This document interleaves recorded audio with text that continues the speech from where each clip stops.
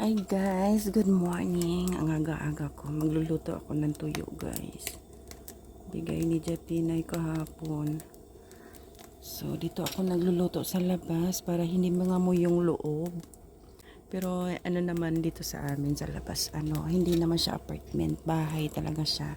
So kung umabot man dun sa hindi gaano nila maamoy kasi medyo malayo.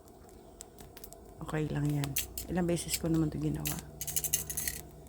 So sa labas ako nagluluto kasi super amoy talaga yung loob ng bahay. Buong looban.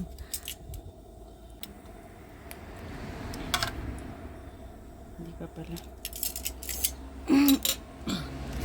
Ayan guys, mainit na. Lulutuin ko na siya. Ayan na.